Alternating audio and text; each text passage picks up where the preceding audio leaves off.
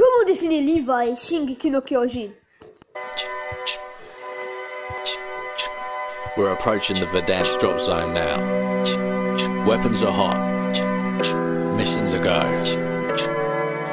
Pull out the shoe, hit a spot. Loot till all the goods got. If you land late, got a box. Lux on your side, got him knocked. Levi Ackerman, souvent désigné comme le caporal-chef Levi, est le capitaine de l'escouade tactique au sein du bataillon d'exploration. Il est connu pour être le soldat le plus puissant de l'armée du paradis.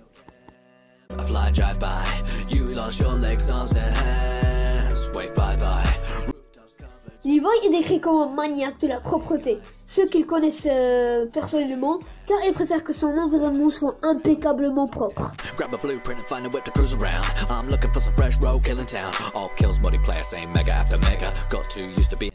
Levi, dans son enfance, il n'était pas un enfant désiré au début. Sa mère, Kuchel Ackerman, était bas du fond de la ville souterraine, qui est tombée enceinte d'un de ses clients. Elle a quand même choisi de garder l'enfant dans les secrets du père biologique et contre la volonté de son frère. Malgré cet incident, Levi était aimé par sa mère.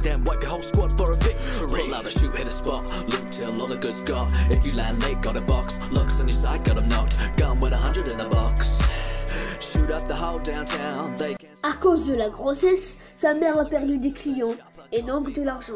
Elle n'arrivait pas à se nourrir correctement et par conséquent ne pouvait pas plus nourrir son fils Levi. Elle est morte d'une maladie quelques années plus tard sous les yeux de Levi. C'est alors que Kenny Ackerman, le grand frère de Kuchel Ackerman, qui est la mère de Levi, on va lui rendre visite. À côté du lit, il trouva un petit enfant extrêmement maigre, assis devant le lit de sa mère.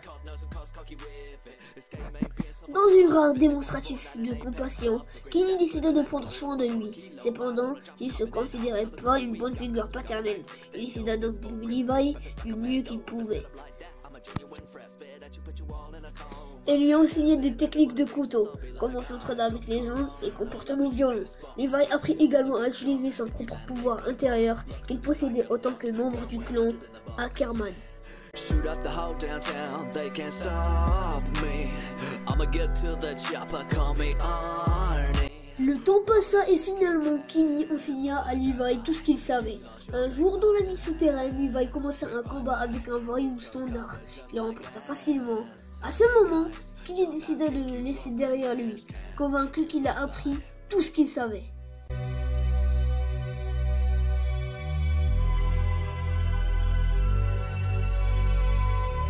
Dans la ville souterraine, d'où il n'est jamais sorti, Levi habitait dans une maison avec son ami Furlan Church. Ils étaient des leaders d'un groupe populaire de Brandy, de la ville souterraine. Leur but était de collecter assez d'argent pour pouvoir un passeport civil afin d'aller dans le monde de haut.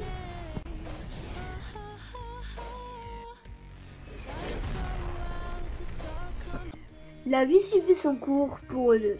Lorsqu'un jour, une fille débarqua sans prévenir dans leur maison, son manque d'hygiène irrita Levi et quand celui-ci la traita de gamine, il le reprit en disant qu'il n'était pas une gamine. Derrière elle, des hommes la poursuivaient. En voyant Levi et Furlan, ils leur demandèrent s'ils n'avaient pas vu une fille dans les parages. Les hommes ont alors reconnu les deux chefs du fameux groupe de voyants et préfèrent les amadouer. Furlan et Levi ne répondirent pas. Selon les trackers, elles auraient tenté de passer par le 11e escalier qui mène vers l'extérieur, sans payer. En réalité, la jeune fille tenait contre un oiseau blessé qu'il voulait remettre à la liberté à la surface. C'est alors que les deux hommes virent la fille et s'introduisent dans la maison sans autorisation. Pour aller la prendre, il posa la main sur le bras de Levi. Par compassion, quand le dernier lui coupa une partie de la main, Levi n'est pas resté là. Il lui a donné 5 coups de poing avant de la jeter à la porte, tout en lui disant qu'il n'a pas touché dans la main gratte, sinon il risquait de se salir.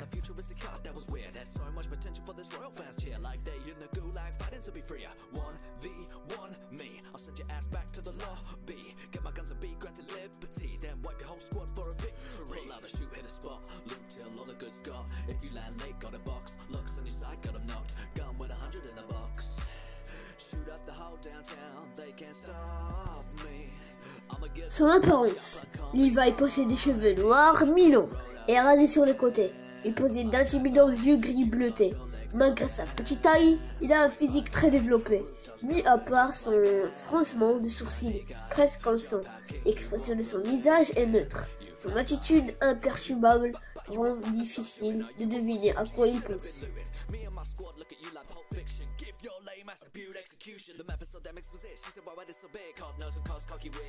Que ce soit civil ou en uniforme, Levi est toujours vu arborant un fouloir blanc noué autour du cou. Parfois, il porte un chandail à manches longues, moulants, ainsi qu'un costume. Même si son équipe se fait tuer, lors de la 57e expédition Extramuros, il garde le visage impassible.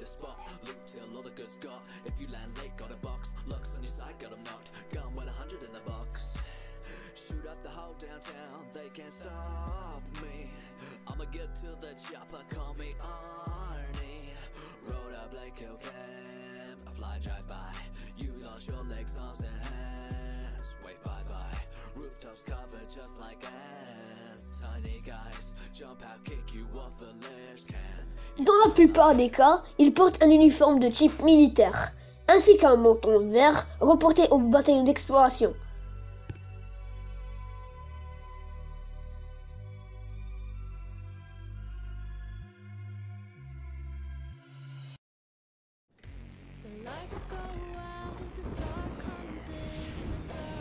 Lors des expéditions Extramuros, lorsqu'il fut forcé de délaisser les fonctions pour cause de blessures, il a été vu portant un costume noir avec une simple chemise blanche.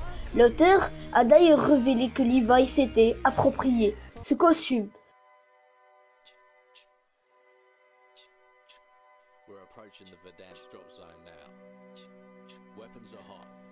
Lorsqu'il était jeune, il portait une chemise blanche rentrée, avec le col remonté et une veste en cuir par-dessus.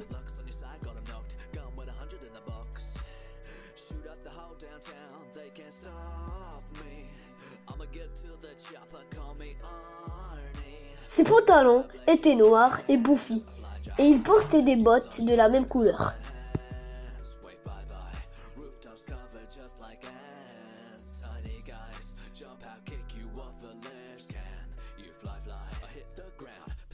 Comme pour le savoir, moi j'ai commencé à Attack on Titan et je viens de terminer la saison 3, je suis à la saison 4. Et voilà, si vous aimez ce genre de vidéo, n'hésitez pas à me le dire dans les commentaires.